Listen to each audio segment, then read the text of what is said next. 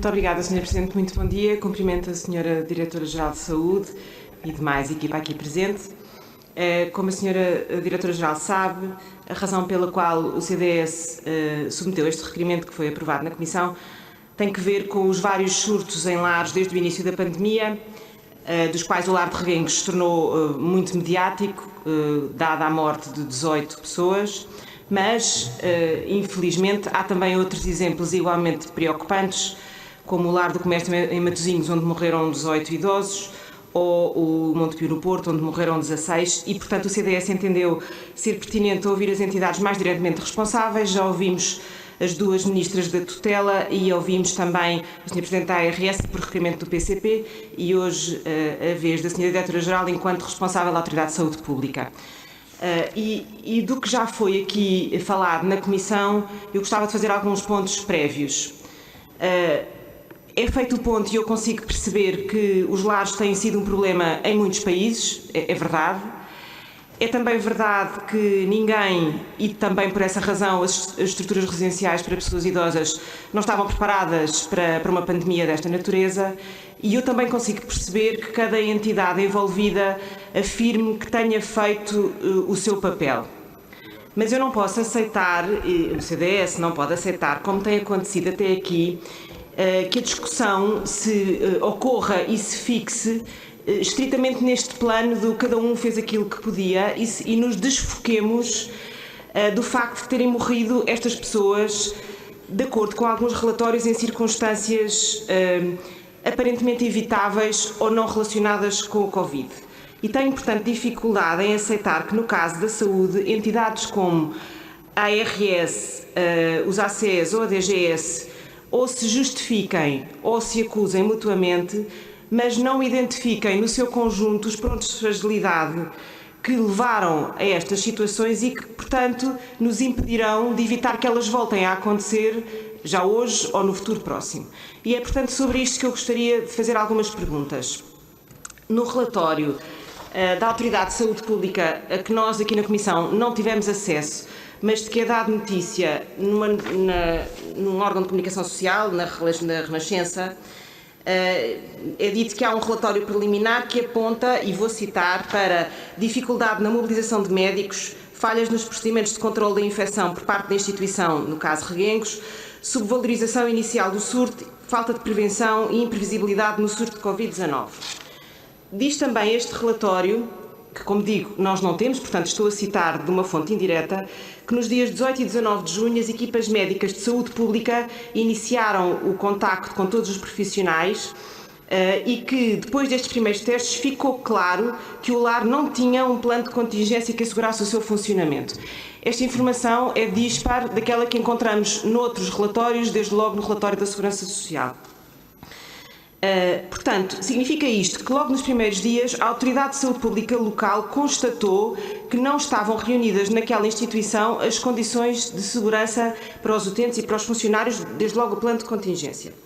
Também não existia de imediato a possibilidade de substituir a força de trabalho com alto risco de exposição e que, depois dos primeiros resultados dos testes, foi feita uma avaliação por médicos que referiam uma deficiente implementação das medidas propostas para controle de infecção, na sequência da qual foi pedida a visita da Autoridade de Saúde local, que foi feita não pelo delegado, mas por uma enfermeira, a seu pedido, que identificou a implementação deficiente de algumas medidas propostas. Portanto, o que se vai verificando é que, ao longo do processo, entre os primeiros dias depois da realização dos testes e a decisão no dia 1 pela Autoridade de Saúde Local de uma mudança dos utentes para uma instalação provisória, foram sempre constatadas falhas e eu pergunto se alguma vez foram corrigidas. Porque o que parece é que foram feitos muitos relatórios, sempre dizendo isto não está conforme, isto tem problemas, mas a situação prolongava-se. Quando comparamos os relatórios da ARS, ou a pronúncia da ARS, e ouvimos as declarações do Sr. Presidente da ARS, aqui também em Comissão, e da Saúde Pública, percebemos que há um constante apontar de dedos. O Sr. Presidente da ARS diz a minha responsabilidade era uma e só uma, que era colocar médicos na estrutura residencial, tudo o resto cabe à Autoridade de Saúde. E, portanto, eu pergunto-lhe, Sra. Diretora-Geral. A Sra. Diretora-Geral disse que leu todos os relatórios, disse que deles retirava alguns comentários e alguns ensinamentos. Sobre estas afirmações, sobre estas dificuldades de decisão e inoperância, pergunto-lhe se tem comentários a fazer. Do ponto de vista dos ensinamentos, pergunto-lhe o que é que se aprendeu já com estes casos, do ponto de vista de saúde pública, para que não voltem a acontecer noutras circunstâncias, o que é que está a ser feito no terreno, no concreto. Muito obrigada. Muito obrigada, Sra. Deputada. A doutora Graça Freitas, Sra. Diretora-Geral de Saúde, faz favor, tem a palavra. É carregada nesse botão. Posso tirar? Muito obrigada, Sra. Deputada, e eu vou tentar, sendo sintética, responder às questões que me pôs. E, de facto, uma coisa é aquilo que nós consideramos uma preparação, enfim, teórica, que devia existir, o plano de contingência, que de facto me foi relatado e ainda ontem foi confirmado que existe e que foi disponibilizado às autoridades de saúde desde o primeiro dia em que foi pedido.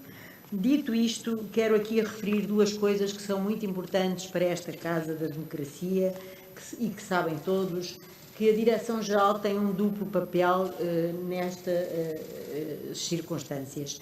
Tem o papel técnico-normativo, faz orientações de boas práticas, como têm conhecimento, e depois, também por inerência à Diretora-Geral da Saúde, é a Autoridade de Saúde Nacional. E são, de facto, funções distintas, com objetos distintos. Relativamente à questão técnico-normativa e aos planos de contingência, como muito bem disse, Sra. Deputada, são, de facto, fundamentais. E são de tal maneira importantes que nós, no dia 26/2, portanto, isto é em fevereiro, ainda antes de sequer termos casos, muito obrigada, Sra. Deputada, publicamos uma espécie de manual que era para as empresas, para dizer o que é que devia ser um plano de contingência. E a avidez neste momento era tão grande em relação a uma orientação que nós tivemos nos primeiros, logo que saiu, 4 milhões de tentativas de acesso e o sistema colapsou. E, portanto, no dia 26 de fevereiro de 2020, nós publicamos uma orientação que previa a existência de planos de contingência e, de certa forma, orientávamos quem deles precisasse para a sua realização. Depois, também ainda muito precocemente, e no plano ainda das orientações, nós fizemos uma orientação própria para os ditos lares, para as estruturas residenciais para pessoas idosas. E porquê que esta foi também uma das primeiras? Porque reconhecemos nestes locais, nestes settings, a junção de vários riscos. O primeiro dos riscos é a idade avançada. E hoje sabe-se em todos os países, saiu agora um artigo há 2 ou 3 dias muito recente, que diz que há uma coisa comum a todos os países, que é a taxa de letalidade varia sobretudo em função da demografia e da idade dos doentes afetados.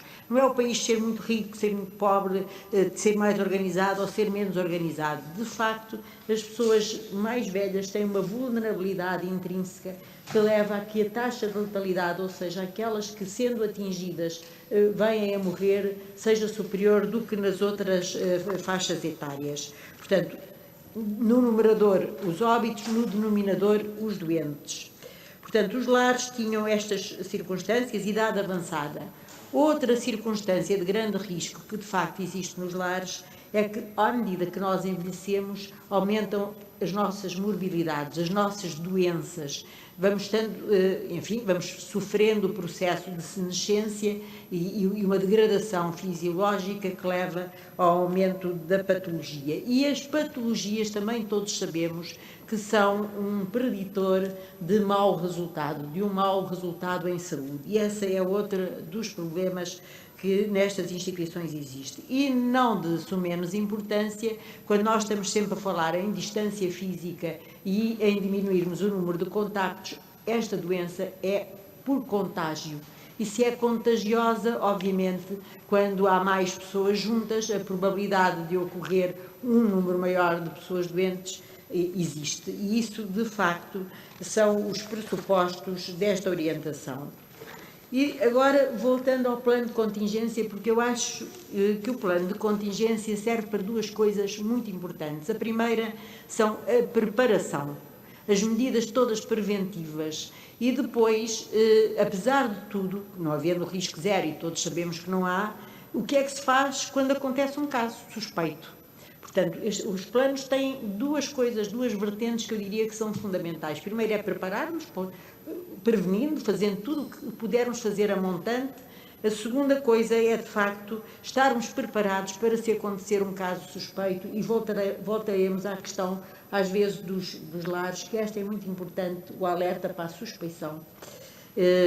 E então, o que é que se passa neste momento? E é uma lição aprendida, o tempo de alerta, e todos temos estado a aprender com isto.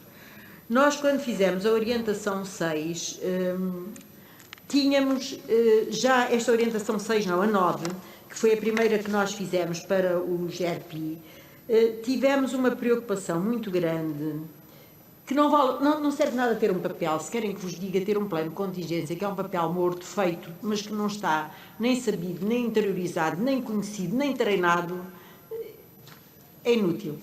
E nós dizíamos então, no primeiro ponto, o que deve ser assegurado pela RPI, e temos que ter aqui também consciência que estas instituições têm responsáveis técnicos que são diferenciados. Não é, o proprietário é uma coisa, o responsável técnico pela instituição tem que ter um nível de diferenciamento que lhe permita ser responsável técnico por uma instituição que cuida do ponto de vista social e presta apoio social a pessoas.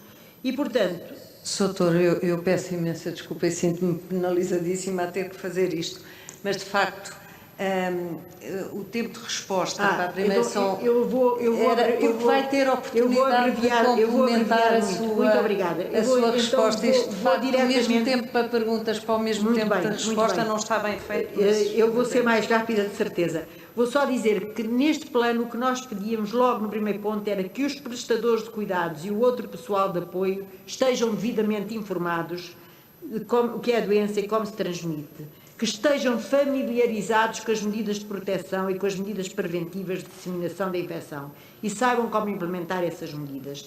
E, portanto, eu não vou voltar a citar a orientação neste caso, mas para responder à senhora deputada, houve aqui uma sucessão, e há muitas vezes uma sucessão de acontecimentos com os quais devemos, de facto, aprender.